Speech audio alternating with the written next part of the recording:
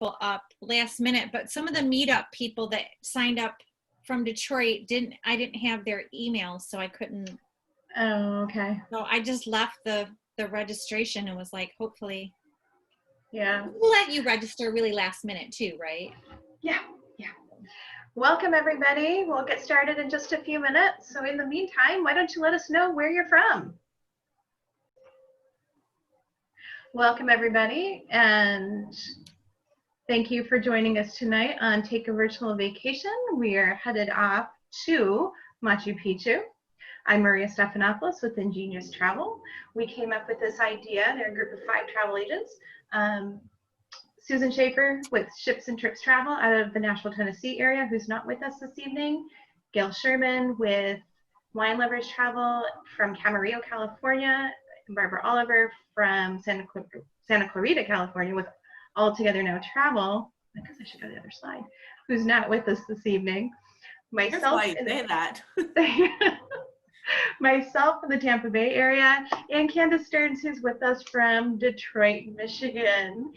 We came up with this idea of taking a virtual vacation back in April because that's when we were really in the heart of the pandemic. And when you turned on the TV or the radio, everything was, doom and gloom news, and you had the rioting all over. And we just were sitting around talking about it. It's like, we need to help. We need to provide an escape. So that's what these started as. And even though the world is starting to open and most of us are not traveling, we figured we need to continue this escape because the world is just such an amazing place. And this is a great way to give you an opportunity to take a sneak peek.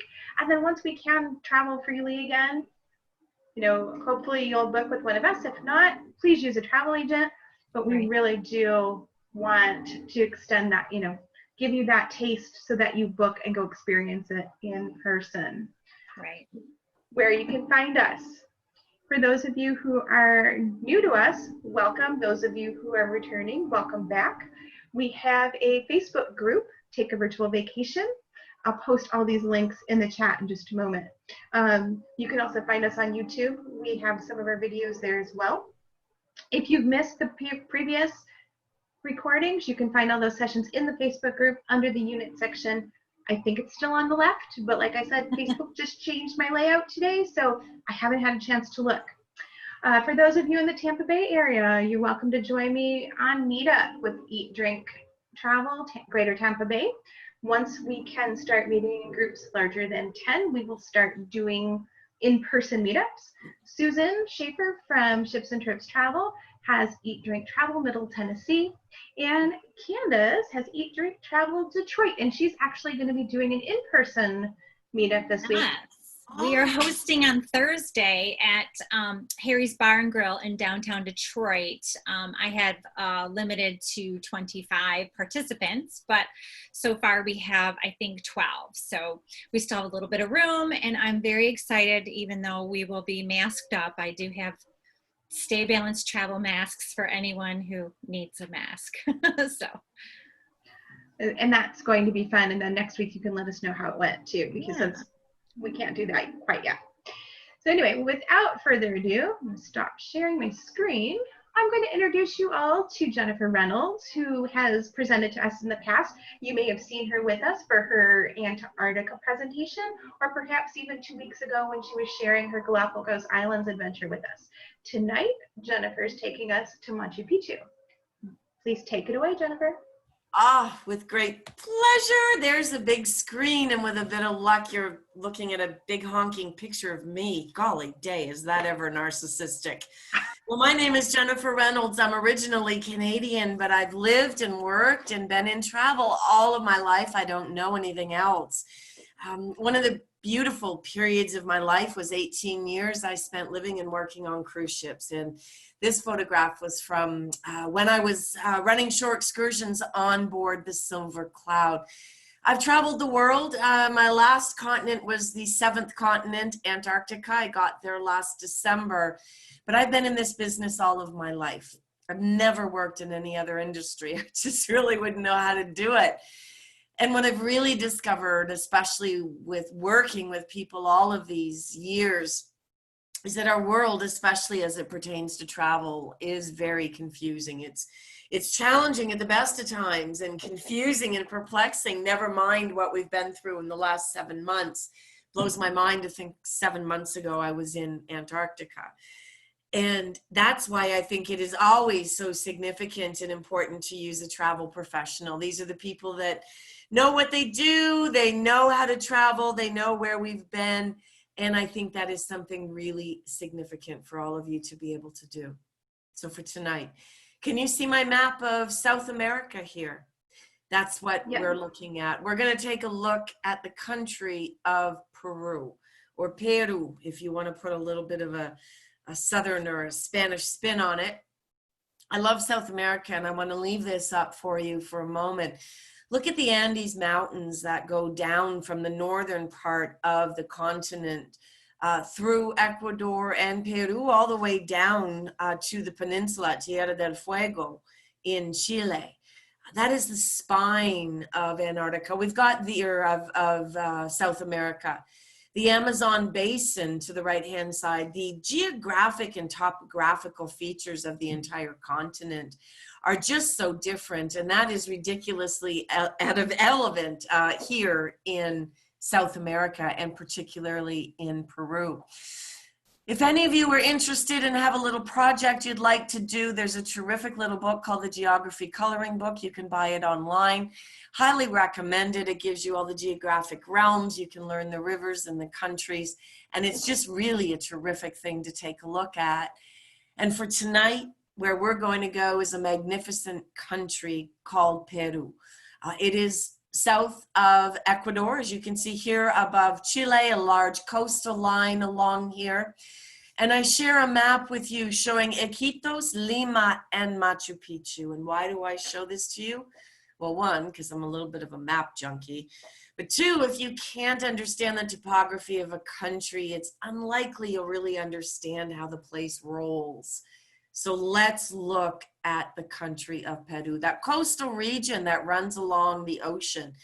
My friends, coastal is coastal. Ocean is ocean, no matter where you go. Sea level is sea level. So when you look at Lima and Trujillo and Chiclayo up there on the coast, those are all coastal cities. Then they very quickly get steep going up into the Andes Mountains, and the Andes drop significantly down the other side. And what happens there is we have the Amazon, and one of the greatest natural resources in the world. So South America and this country of Peru has exquisite resources and microclimates that exist all over the place. And for the sake of this evening, we're going to start in Lima, which is right along the coast. You can fly in internationally. You may go in by cruise ship. And as we love to say, me encanta de Sudamérica. I'm crazy, I'm in love with Sudamérica. And I really love Peru for a reason, so many of them. Many people know Peru because of Machu Picchu, which is like saying you know Florida because of Disney World. It's true. You're going to know Machu Picchu when we leave tonight, but you're going to understand with this magnificent city a little bit more about this whole country, because frankly, you kind of can't have one without understanding the other. Internationally, you are going to come into Lima. There's just no other way. You're looking at an area here called Miraflores. It's about 40 minutes from the airport. It's very green. It's a wonderful area. Lots of people will stay here, but I love Lima. Lima is a colonial city. Kind of blows my mind to think that the Spanish conquistadors now have monuments to Pizarro here in Lima when they in fact were conquered by them. But these cities along the coast are kind of like the key to understanding what goes on in the interiors of the country. So coming into Lima and spending a few nights and taking in the history, taking in the colonial history, which is very, very significant. And frankly, not that old when you think of world history in general. Lima is also very surprising. It has an exquisite nightlife, phenomenal musical nightlife. And some of the best restaurants in South America will be found in Lima. It is a foodie destination. It may be a little bit to your surprise. Some of the best restaurants will be found here. Your dollar goes a long way. It is a hugely Catholic country. You can come here during Semana Santa, which is Easter week, but I assure you, you will be well fed, you will be well watered, and the museums are phenomenal. They're not big museums. It's the Gold Museum.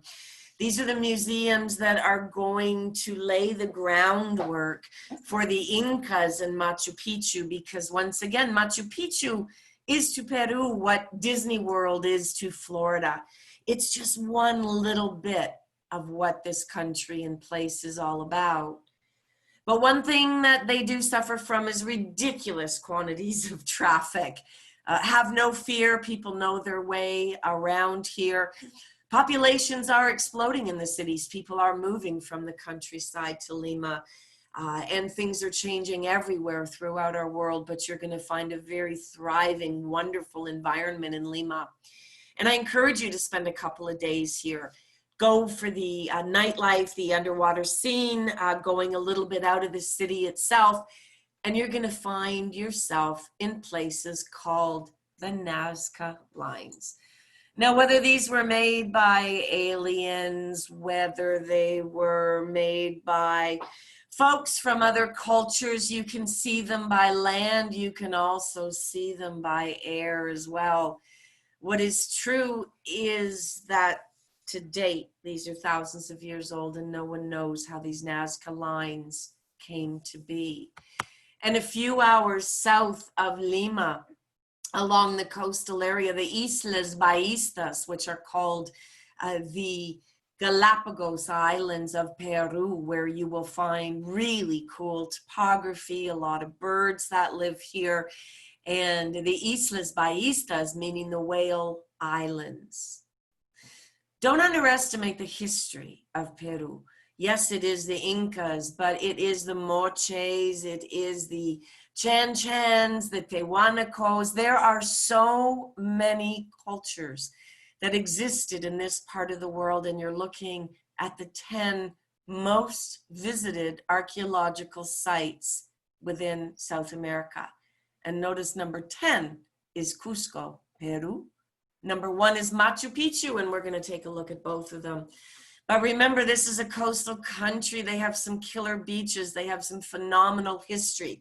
You can go out here and do some incredible fishing, which no one would ever associate with the country of Peru, because we think about going into Lima, and then we look at going into Cusco, which is over the Andes Mountains. You won't be driving into Cusco. You'll be flying. It's about an hour and a half from Lima. You see Nazca just south. You find the Islas Baistas and the Nazca down south. You can drive that. Some folks do it in a day trip as well. That's why you use a travel professional. And I draw your eye towards Juliaca and Puno. And we're going to look at that towards the end of our evening. But leaving Lima, we fly over the Andes Mountains to arrive in Cusco. You are up at about 9,000, 10,000 feet of altitude in Cusco, and this is a photograph right from the airfield itself. This was the seat of the Inca Empire. This is where a lot of pieces of this jigsaw puzzle are going to come together. I often say to people, you can't just fly to a country and go to Machu Picchu and take it all in. You need to do your history first. You need to read your books. You need to do some reading and understand who did what. The Incan brothers and the Incan civilization that existed here at 9,000 feet above altitude. And yes, some folks may have a little bit of difficulty with the altitude, but I'll tell you one thing I discovered is mind over matter. There's a lot of spots in the United States of America that have higher altitudes than do Cusco and Machu Picchu. And in fact, you are at a higher altitude in Cusco than you will be in Machu Picchu, because Cusco is on the top of the rib of the mountains of the Andes. And we're going to go down into the valley itself. But here in Cusco, which was the seat of the Inca Empire, there are tons of cool little hotels and bed and breakfasts, you're going to be on a guided vacation because it's impossible to do this part of the world on your own. You need someone to share with you what you're seeing, what you're understanding, and the history of this part of the world, because it's complicated. And it starts here in Cusco. And then we look down into the Sacred Valley. And in fact, you descend from Cusco into the Sacred Valley.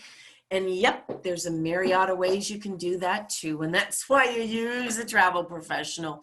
1 night, 2 night, 3 night, you can hike the valley, you can spa the valley, you can train the valley, you can do all kinds of things, but you start in Cusco.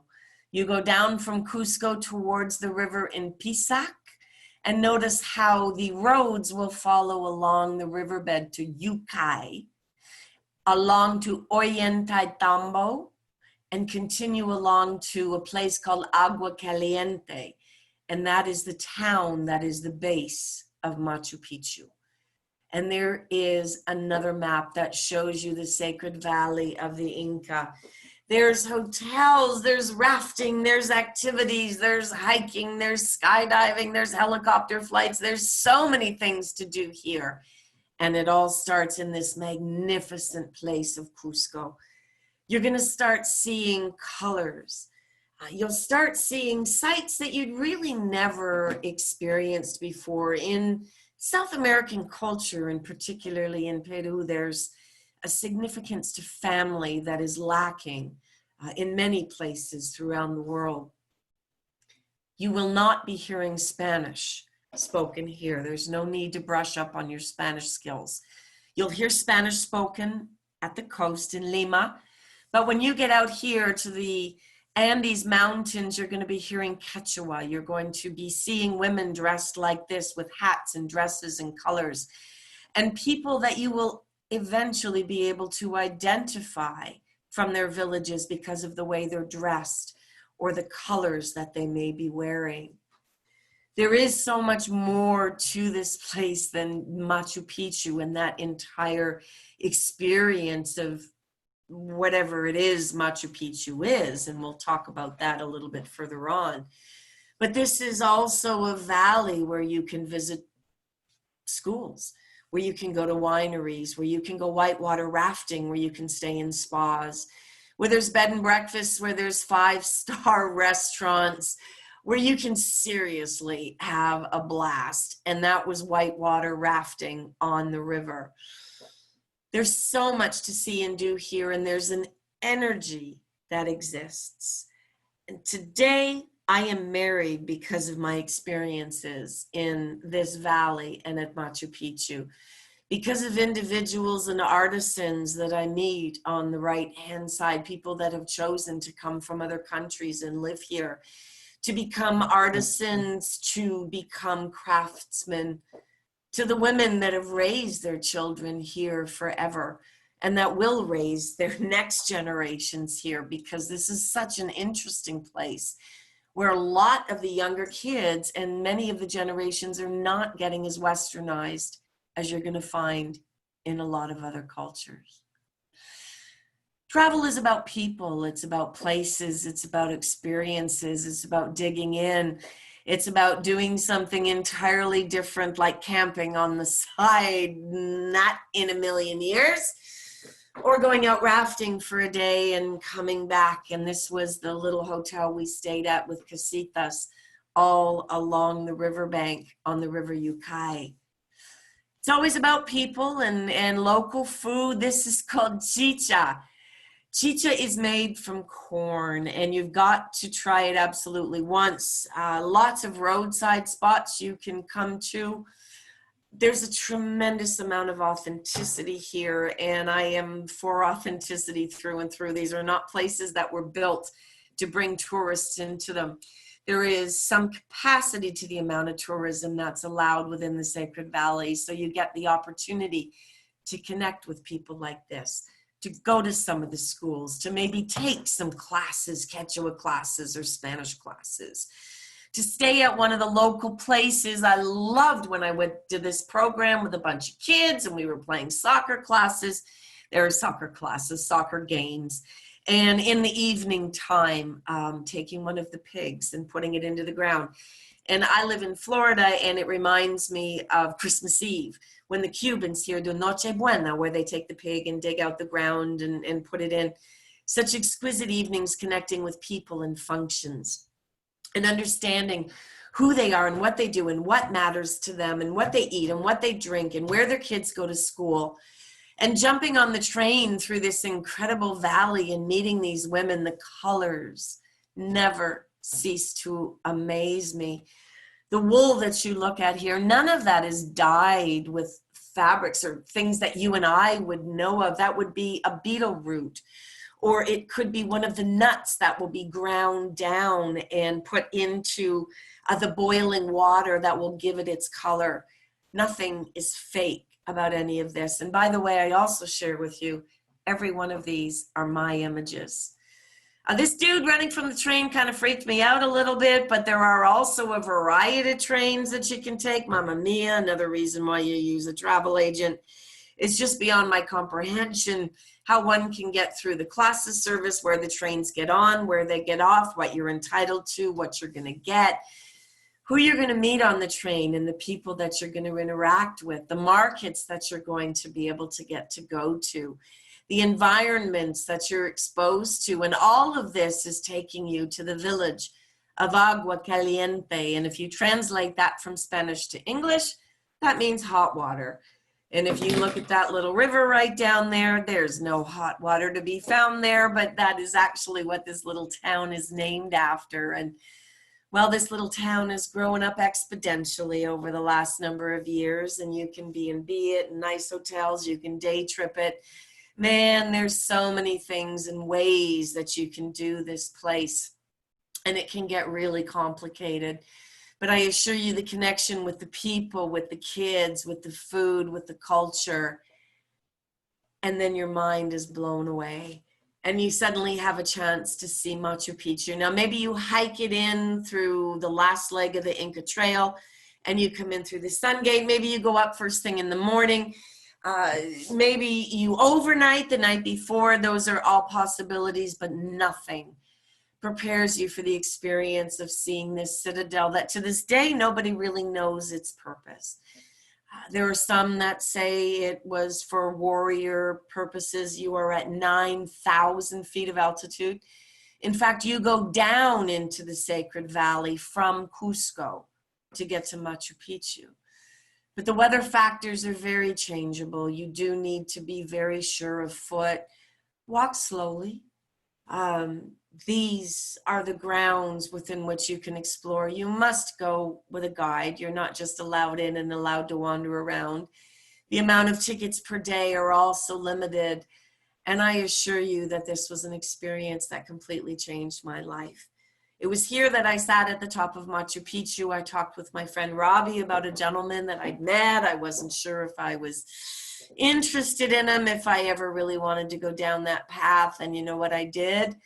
And I spent 21 glorious years of my life with that exquisite man. And I made the decision to marry him right here at Machu Picchu. That's what travel does for you. It opens these environments, these countries, these places. You suddenly discover that maybe there's a lot of stuff you didn't know that you didn't know when you open your heart. You play a piece of music like Vivaldi Four Seasons. And I have been to this place 5 times. And I look at that bottom right, I'm getting a little bit chuffed. It was 1998. I see the hat from Chile. And I did a 7-week trip around South America in 1998. And it was just some of the most incredible times of my life. And that's why I get so passionate about travel, because life isn't about things. It's about experiences. It's about the ability to go into Lima and spend a couple of nights, listen to some music, try some local food, killer museums that are going to start lining up this history for you throughout South America. And maybe going down to the Nazca lines, and that's where the Islas Baistas are, but I'm going to draw your eye down a little bit further to Puno and Lake Titicaca, which is the highest navigable lake in the world. And I went from Cusco to Peru to Lake Titicaca on that train, which is the Titi train. The Titicaca train, it goes from Cusco, follows down all the way to Puno, and this takes you to the Reed Islands. This is the highest, most navigable lake in the world. It is here where Pachamama is said to have birthed. The individuals from South America, from the high Andes here, anyone who ever sits down to a meal or something to drink, and very often to this day, I still do the same thing. When they open a drink or a soda or a tin of water or something to eat, they take the first little bit and put it on earth and offer it to Pachamama, which is Mother Earth, because she made this place for them. And Marie had an image earlier of these islands. These are the floating islands of Lake Titicaca. These are people that make their lives on this island. You're at quite a reasonable altitude at the highest navigable lake, but these Reed Islands are in fact floating.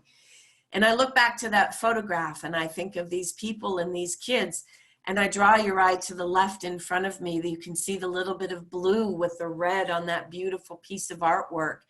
And I have that very same piece that's hanging on my bedroom wall to this day. Because this is what we do. This is where we go. We have a chance to see these places. It's not that far. You could do it in a week or two. One man's nightmares, another man's paradise. People are always going to say, well, how long do I need? I don't know, 1 week, 2 weeks, 3 weeks. We can make something happen for you no matter what time you've got. But there's one other place in this country I've got to take you to before we go. Because so many folks, when they come to Peru, when they go to Machu Picchu, maybe go to Lake Titicaca, but they'll fly over those Andes mountains and make their way to the Peruvian Amazon. You may not be aware of this, but this is the genesis of the Amazon River that we all know. This is part of the tributaries, the Nauta, the Manta rivers that contribute to the actual Amazon River that empties out into the mouth in Brazil. The Pacaya Samaria Reserve and up here in Peru is an exquisite part of the world. I show you the Marañón. These are the tributaries that contribute to the largest river in the world. And if you would like to go up here in Peru and visit it, you could go to a place like this. By the way, if you've ever seen Naked and Afraid, about 4 years ago, they filmed up here. This is fairly new. These kind of resorts are considered 5-star and way up to date. And by the way, they're all solar powered. The majority of people that travel in the Peruvian Amazon are going to do it this way by a motorboat, 38, 40 people. You're going to jump in a skiff during the daytime. You're going to meet the kids that live up here. You'll see some of the parrots and the birds. This is a completely unique environment. So unique, in fact, there's not even any roads that come into this part of the world. I see down the bottom, that was from 2001, and I clearly remember going ashore, dressed in the clothes with your binoculars. To me, this was a pretty natural history experience. Seeing the monkeys here and the howler monkeys were absolutely amazing. And there was a census going on at this time. And I can't even fathom how a country could try to do a census of people in an area where most folks are living like this. But yeah, daytime, nighttime, that's our Peruvian Amazon. And I'll tell you, I never thought in my lifetime I'd ever put any such strappingly gorgeous things on my legs, such as those black things right there. Those are called snake guards. Had no idea. My thought exactly, Maria. But that's what they'll give you when you go out here, just to make sure, in the Peruvian Amazon. But this country of Peru has so much going for it. When you're coming into Lima itself, getting out to Machu Picchu, down to Lake Titicaca, even up to Iquitos, and for some pretty smart folks, they actually include Galapagos with Machu Picchu or Peru. Not uncommon at all to find folks spending 7 days in the country of Peru, doing something in Machu Picchu, Lima, sometimes even up to the Amazon, and then heading over to the Galapagos to continue their experience with animals and just the exquisiteness that is life. So thank you for joining me this evening. I am Jennifer Reynolds. I'm going to take my screen and give it back to you, because that's a photograph of me from Antarctica. I was going to say, that looks like the last trip we were on. I'll tell you, that was something else. That was really something else. Yeah, and for those of you who missed it, it's on the Take a Virtual Vacation YouTube channel, and it was just as wonderful as tonight. So I thank you again, Jennifer. You're always wonderful and never disappoint with your stories. I love your stories. So well, I'm delighted to have you to share them with. So thanks to all of you for coming back. Okay, now I have to ask, you had the snake guards. Did that mean you saw snakes? Not one. Oh, good. I've seen more snakes on my patio in Florida than I saw. Yeah, and I don't like. No, good, because yeah, I thought about that before you even mentioned the snake guards, and then when I saw that, oof, yeah. Nope, I tell you, there has been more snakes on my patio here than there was outside. Them. Wonderful, wonderful. Okay, so what questions do we have, folks? Feel free to put them into the chat. We've got a few thank yous that have already come in. Oh, Johnny, you're welcome. You know, the world, in my opinion, is just such an amazing place. And we've all been through a tremendous amount in the last little while. And I think it's just a matter of how we deal with this and what we choose to do with it. And I made a decision, and I always make my decisions to travel sort of last minute and quickly. When I can get a flight, I'm done. And then I'm usually in final payment, so I can't make a second thought about it. How exciting is that? I mean, and that, you know, travel does that. That get your juices going from the time you've decided you're going to take that trip to even well after you get back. Yeah. But I will tell you something. When I went to Antarctica, being a travel pro, I went directly to a tour operator. I didn't use a travel agent. And while I did not have a bad experience, I had a fine experience. I had a fine experience. But if I'd have used a travel agent who then would have used a tour operator, I think I would have liked it a lot better, because the tour operators are all business. Mm-hmm. So I'm getting ready to leave on the biggest trip of my life that I've just spent $16,000 on, and I haven't even heard from anybody. Right. And I'm freaking out. I'm like, what, my flights, I have no documents. Can I have a ball cap? I mean, is there something? They don't do anything anymore. Yeah. And that was when I went, God, I wish, because you know why? My travel agent would have called and said, you're leaving in a week. I can't believe you're going somewhere. Yeah. I was just, I was just another,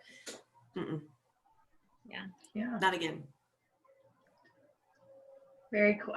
These experiences are just absolutely amazing. Experiences. Well, it looks like we have a couple things in the Q&A. Let me see. Is there any? Okay, so it says, Jennifer, you've brought back so many memories. You're right about Peru. It's just a magic place and experience. The Inca Trails is something that is well worth experiencing. Not an easy trek, but such an experience. That came from Ashley Stevenson. So thank you, Ashley. And Ashley, that Inca Trail experience has changed dramatically over the last year. It's a lot tighter now. There's a lot less permits that are being given out. And your visits to Machu Picchu, they've really tightened it and reined it in. So this is one of the places in the world where you need to know what you're doing. There used to be a time you could just show up and go, yeah, I'll jump on that trek. And now people are booking 2 to 3 years in advance because it's limited, like Galapagos. Right. And Antarctica, right? You know how I feel about that. Right. Well, so, I mean, to really keep everything pristine, you almost have to. Right. Thank you. So Katerina has a question too. She said she really enjoyed the presentation, and her question is kind of an open-ended one in my opinion as a travel advisor. Her question is, what places would you recommend to someone who's traveling out of America for the first time? So in my opinion, I'll let everyone on the panel answer, but in my opinion, if you have never traveled internationally before, I would say it's really going to depend on your comfort level and what kind of traveler you are. So we would have a conversation, and I would ask a bunch of questions about what you liked about travel, what you didn't like about travel, and find out some more information just about what type of traveler you are. Like Jenna, for example, you can tell she's very much into culture and the people and adventure, right? But some people are more into the food and relaxation or wellness. And so I'm not food and wine. Don't food and wine me. I couldn't care less. Give me a sandwich and put me on a park bench. I'm a foodie and a wine connoisseur. Yeah, that you wouldn't see here. Yeah, you'd be having dinner and I'd be going, I'm going for a walk. I'm going to find a bar. Right. I would be going back into the kitchen going, okay, where is this wonderful chef and all the people who just prepared the meal? But I'm kind of a combination of both of you. It depends on my mood, because I definitely get into the whole food and wine, the whole history, culture, and the people. And for me, I want a little bit of everything on all my trips. Yeah. But I think that's important. You touch on a good point. Like, a first place to go, you want an English speaking, like people would always say, first out of the country. Well, my two go-tos were non-English speaking Italy, English speaking Ireland, but that's just a completely pull out of the air. Right. That's like saying, where would you like to go for dinner? Well, a fish restaurant? I don't like fish. Right. Yeah, she said she likes to see beautiful landscapes, and so that gives you a lot of places to go too. I mean, and Leanne, one of the things you said here to get involved in the local culture, I think too, that also has to do with the tour operator that you choose and the style of travel you choose, the travel agent that you work with. Everybody's got a little bit of a spin. Like, I have a girlfriend in Guatemala, for example, and her thing is education with kids. So everything she does is education. Then, someone else might have, well, gee, we're going to go in and work in a kitchen where they go and teach the kids culinary skills, where they learn how to cook. So that's what's really cool, is as much culture and connection to people as you want to have, it can happen, and it can be created relatively easily these days with someone who seriously knows what they're up to. And visas for Peru, depending on what country you come from and where you go to, those can be easily applied for and obtained. But it also just depends. And you love the food in Scotland, Melissa. I'm not going to say anything about that at all. I will second that. I was in Scotland just a few years ago, spent 2 weeks there, wasn't enough time, can't wait to go back. And the next time I go, I want to do a whiskey tour. Yeah. Now you're talking. Did you try haggis? That's all I want to know. I did not, because I'm gluten intolerant and they have gluten in it. Yeah. Okay, Melissa, did you try haggis? If you tried haggis, girlfriend, wow, I'm telling you. So it looks like Paul said he's really into beaches and has traveled to Bondi Beach, Bermuda, the Caribbean, among a few. What are your favorite beaches? So I've been to a lot of beaches. My husband and I, we have a goal to hit as many Caribbean islands for our annual relaxation reconnect trips. And I still am a huge fave of Siesta Key, which is right here in our old local little Florida area where Maria can actually drive to, I'm sure. So can Jennifer, yep. An hour south of me. Yeah, and I think it's one of the nicest beaches in the world. I've been to some great beaches in Hawaii, Aruba, Negril, Jamaica. Don't go to Ochos Rios and Montego Bay, go to Negril.